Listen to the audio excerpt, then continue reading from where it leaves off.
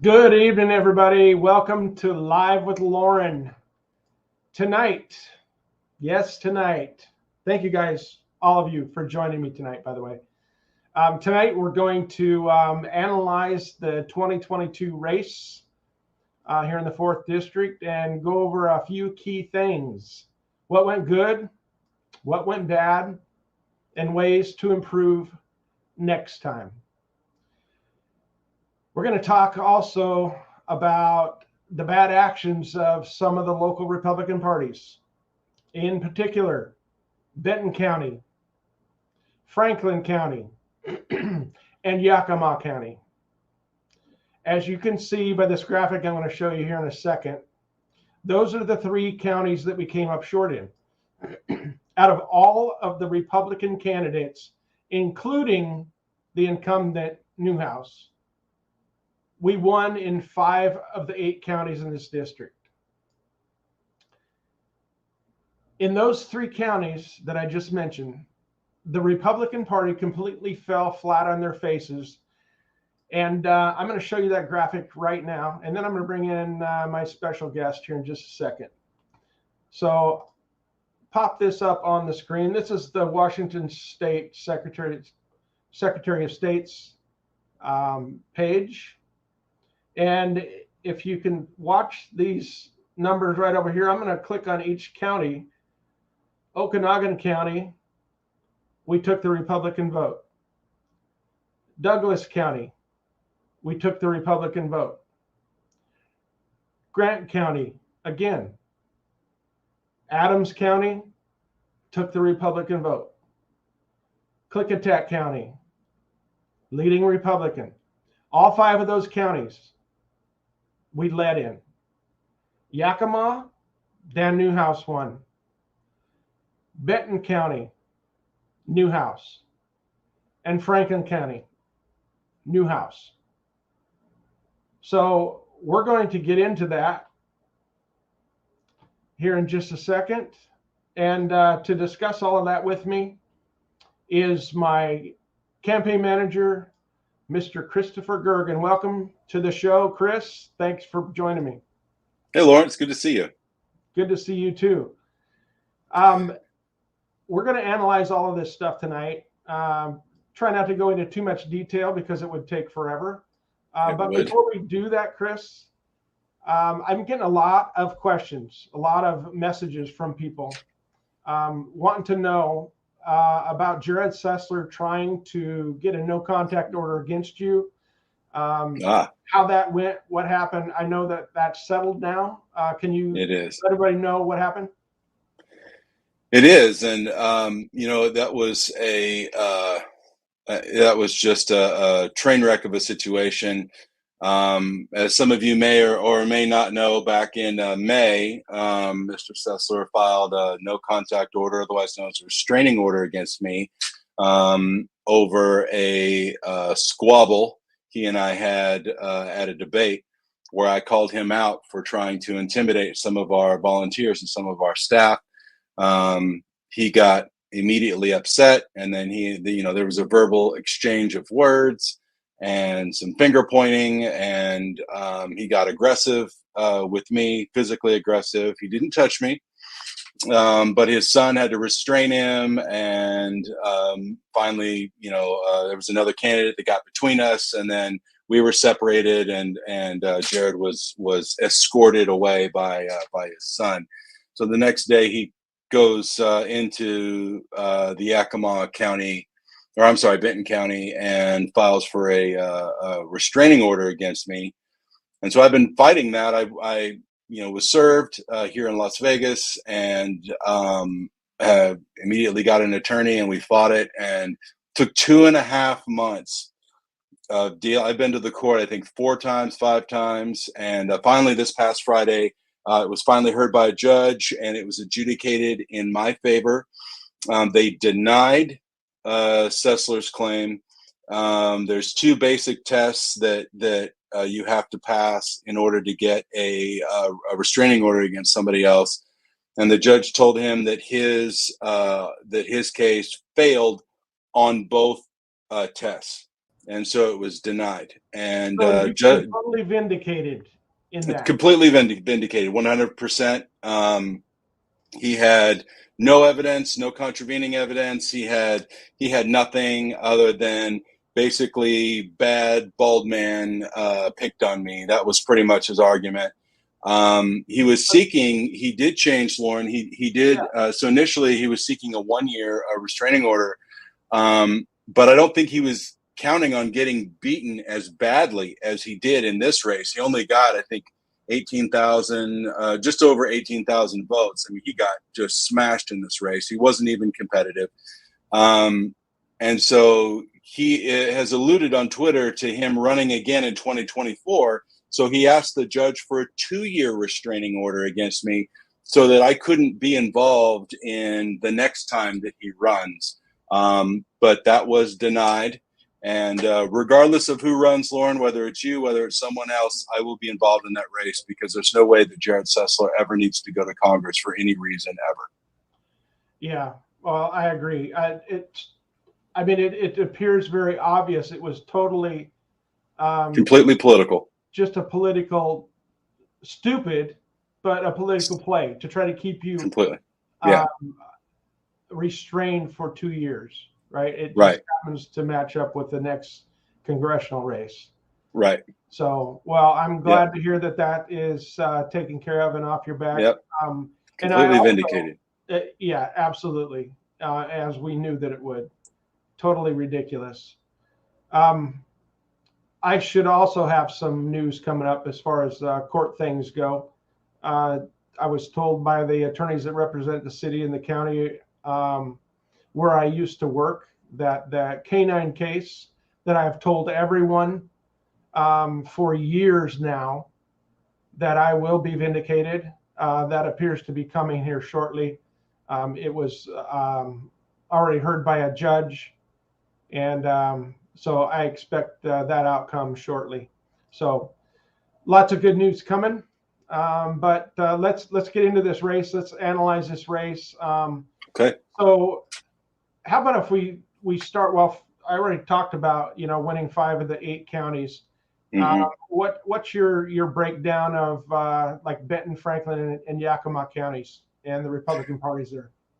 Well, I think that I think there were some good things that we did. I think there were some things that we could have done better. I think at the end of the day, when you look at who they supported Brad Clippert in that race.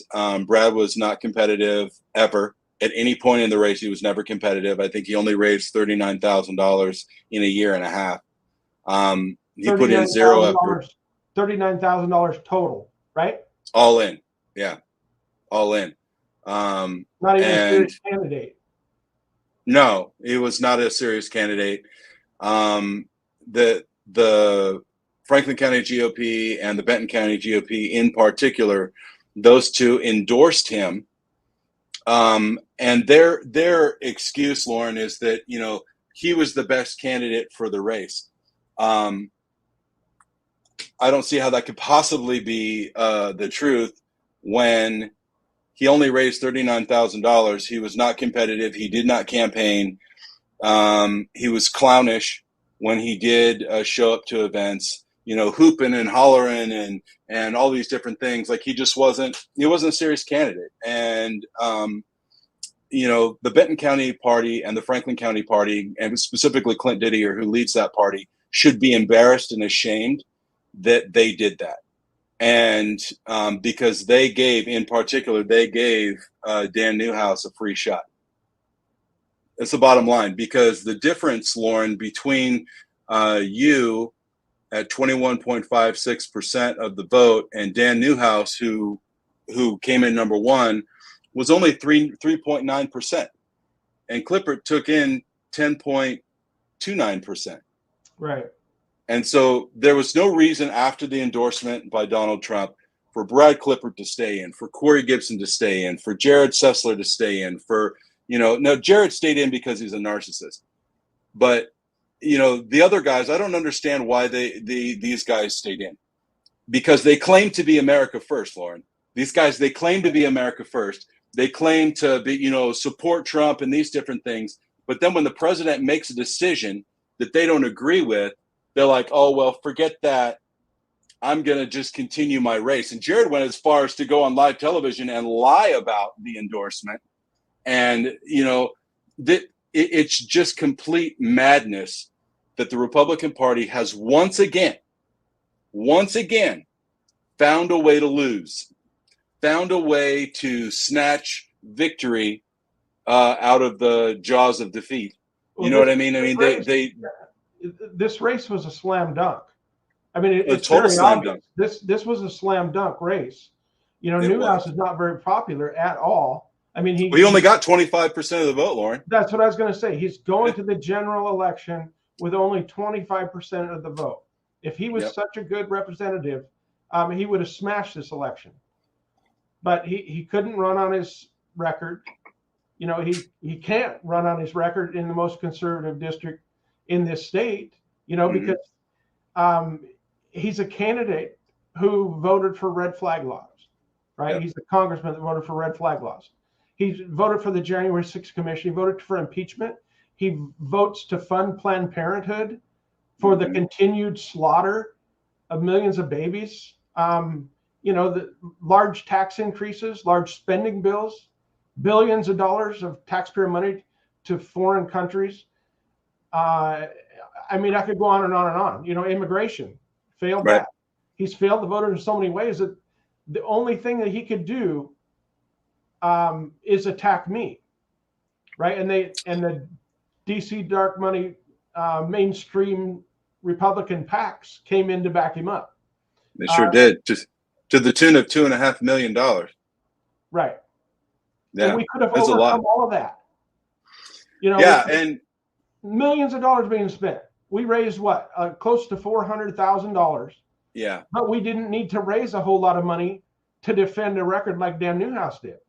But he didn't even try to defend his record, right? All he did is go on a campaign of personal destruction against me, repeating the lies that the Republicans said in 2020 when I ran for governor that fell flat on their face, and the lies that the mainstream media likes to repeat, that I'm a dirty cop, that I'm only in it to make money, which is absolutely ridiculous and false.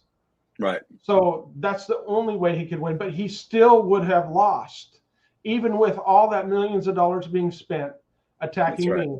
If these other candidates, some people call them spoilers, some people call them ego-driven, but it's very clear that I can draw the votes. We beat, in the 2020 race, beat all of the Republican challengers by a 2-to-1 margin.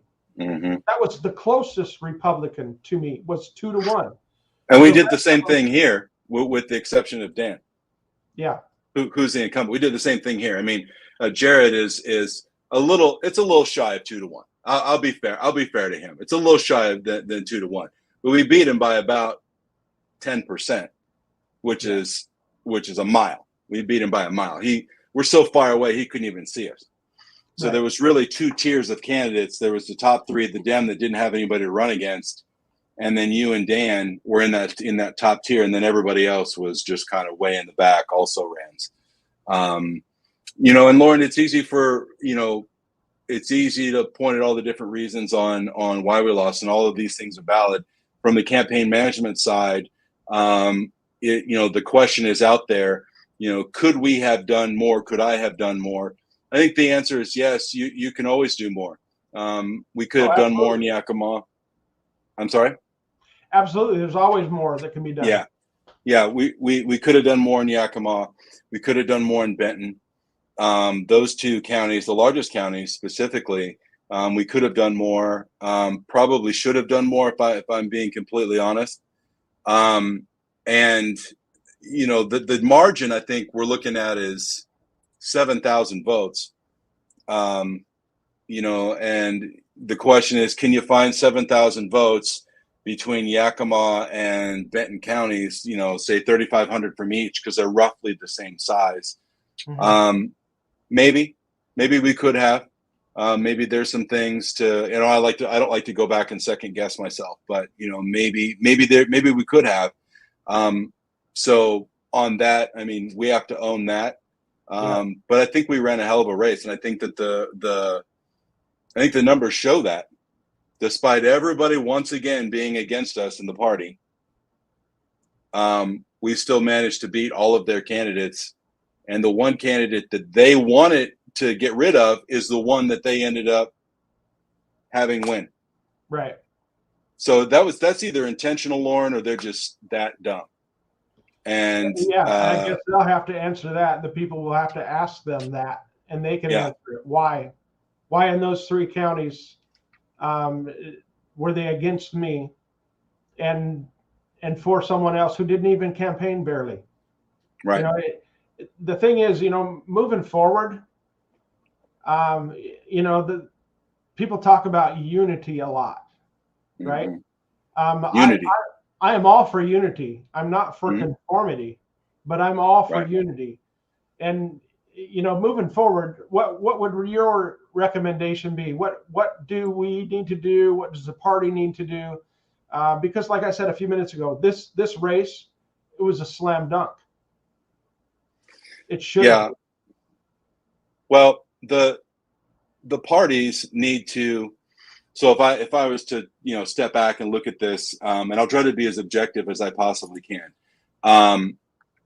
The purpose of county parties is to get the fundamental purpose of a county party is to elect Republicans to public office. That is their fundamental purpose.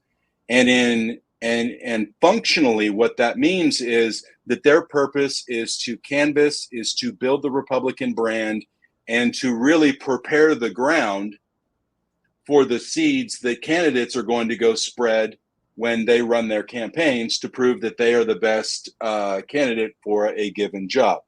Okay. None of the Republican parties in the 4th congressional district are really in Washington. There's a few. There's they do a good job in Skagit. They do a pretty good job in Pierce County. They do a real good job in Pierce County, actually. They don't do a good job very many other places. And I know that I'm going to forget, some of the other places that they do a good job. But out of 39 counties, Loren, there's not a lot of county party involvement in developing the field and making a clear pathway for Republicans to perform well. And I think that has to do with them fundamentally not knowing how to do their jobs. And I think what ends up happening, because they don't know what their job is or how to do it, they resort to playing politics. They resort to inside, kind of baseball, the very thing that we the people can't stand. And then they ultimately want guys like you, consultants like me, we the people candidates to come and kiss the ring. But the problem is that they don't have that much juice. They're not providing anything to the candidates, because if they were, Brad Clippert, the guy that they supported, would have got more than 10% of the vote and raised more than $40,000. Yeah. So the bottom line is Benton County doesn't bring anything to the party. Clint Didier and Franklin County doesn't bring anything to the party. I can't remember the lady's name in Yakima, but that chairman there, she doesn't bring anything to the party. Yakima County GOP brings nothing to the party. Completely irrelevant. Grant County, McKee there, completely irrelevant. Doesn't bring anything to the party. And he even worked against us, and we still smoked it in that county. It's just they don't bring anything. They don't bring any value to candidates. So why are we going to go kiss the ring? Why work with the party? But to me, that's sad. It's very sad. Really sad. It's tragic that's the case, because, I grew up in a Republican household. My parents were active in the Republican Party. I went to several meetings with them when I was a young kid. Even before I was a teenager, I remember going to meetings all the time and being active. And I was a PCO myself when I became an adult. I was a PCO 2 different times in 2 different counties where I live. But the Republican Party, the platform is great. Fantastic. Historically, what Republicans stand for is, conservatism, God, family, country. Yes. But we need to get a party that's active, not just saying Yes. that they are, not just Right. acting like they are, but actually, like you said, creating something of value for candidates. That's exactly right. Structure.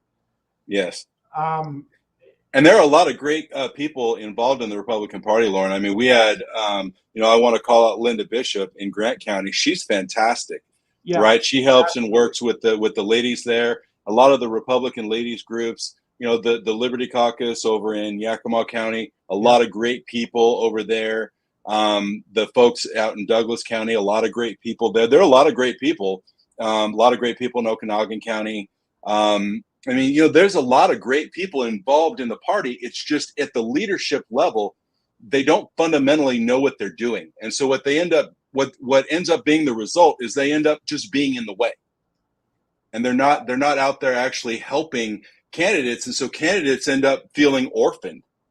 It's like, well, I went and the party supports me. Now what do I do? mm-hmm. Right. So what value does the party bring to any sort of candidate? Because the party can't get you elected, which is obvious. Just go ask Brad Clifford. Right. Right. Just go ask any of the other candidates that got beat this cycle. And Republicans, Loren, just statewide, if you want to, really quickly analyze statewide in this primary, there was no red wave. The red wave did not fall on the sandy shores of Washington state. And that's due to a fundamental breakdown of leadership at the WSRP level, at HROC with JT Wilcox in particular. In the 6-7 years that he's been running the show, he has netted a loss of 7 seats under his tenure, a net loss of 7. And so it's just, we only win where we're supposed to win. We don't win anywhere else. Right. And well, it's easy to be in the minority, right? I mean, you don't have to take the responsibility for anything. You can keep on pointing the finger. So that's right. I don't know. It just kind of seems like a comfortable place to be for some people in the party, but not for me. I mean, and I think that's why I continually at every election, the last 2 that I've been in, we come out on top with Republicans in almost every place. Yes. Because I like I said, very publicly, and it pissed some people off in the party. I don't give a rat's ass about a party as much as I do the American people. Right. I mean, I don't know how anybody can be pissed off about that unless you're just party only. But I firmly believe that it's God, family, country. Parties, below that. So I've always stood for we the people. I will always stand for we the people over party, over anything, because that's who matters. And so going forward, I hope these 2 elections have shown clearly that we can beat the Republican challengers. We just need everybody to get on board and go with the correct horse in the race, I guess, is what needs to be happening. Because, like you said, these county parties endorsing Clifford, and then he's raises $39,000. He didn't even run. Yeah. He didn't even run. It points to him being a spoiler. It does. It really does. And that's a sad thing. If these parties did this on purpose to get Newhouse back in there. Yes. That's a sad state of affairs. I agree. And to all you would-be candidates out there, there's some lessons from this election that you should look at. Is number 1, party involvement. Just run your race. Be who you are. Stand for the Constitution. Stand up for what is right. God, family, country, values, your values. Stand up for what is correct. Make sure you're running the right race. And listen, I'll give Jared Sessler. I know this is going to shock a lot of people, but I'm going to give him a lot of praise on this. He ran a really good race as far as being out there talking to people. Like, that dude was everywhere, man. He had signs up the whole 9 yards. But there's the lesson, ladies and gentlemen. AstroTurfing, meaning fake grass, AstroTurfing, just putting up signs, that doesn't win elections. You got to connect with the people. Loren, you've always connected with the people, which is why you're so popular. And lastly, I just want to encourage you to not give up, to continue to move forward, and to continue to stay involved in what is going on in Washington State with the We the People movement and conservative politics. And I certainly hope that Washington citizens have not seen the last of you. Well, like I told everybody in this last race, in 2020, I told everybody I'm a fighter. I don't give up. I don't back down. I will always stand up for We the People. And that hasn't changed one little bit. Yeah. So before we go, you guys, I want to encourage you all to become active in the Republican Party. Precinct committee officers, PCOs, that they're often called, they control the party. Yes. Become a PCO in your county, Republican Party. The PCOs decide who's going to be the county chair. Yep. They vote on who's going to lead their county. They vote on endorsements, committees, and bylaws of the party, the plank of the party, and we have to clean our own house first. 100%. Right? Absolutely. And once you're a PCO, ladies and gentlemen, you can run for leadership. Yep. If you don't like the chairman, you can run for chairman. If you don't like the vice chairman, you can run for vice chairman. You don't like the treasurer, you don't like the people that are on the committee, you can vote them out. You can run yourself. I encourage everybody to be as involved. That's the beauty of our system, is that if you don't like the leader, you can get rid of them. Absolutely. Unity, but not conformity, you guys. That's right. Let's work together. Chris, do you have any parting words before we get off of here? Well, Loren, I just want to say thank you for allowing me to be a part of your journey for 3 years. And I certainly hope that this isn't the last time that we work together, that this isn't the last time. I'm sure you're going to see me because I'm still involved in Washington, and that isn't going to change. We've picked up a lot of races, and we're at work. Dark Horse Political is at work all over the state.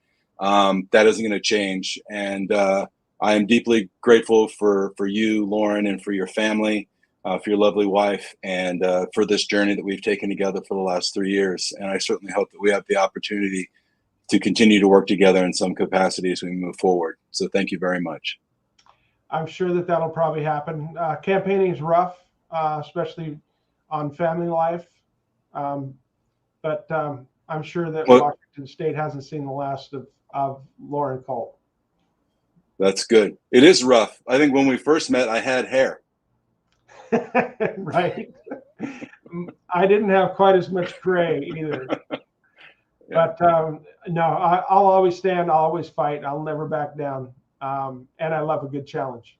So Absolutely. Thanks for joining me, Chris. And you guys. Thank you very much for having me. Don't be intimidated by the thought of being a PCO, you guys. Look into it. Check your county website, Republican Party website, and get involved. Do what you do. All right? Good night, you guys. Thanks a lot.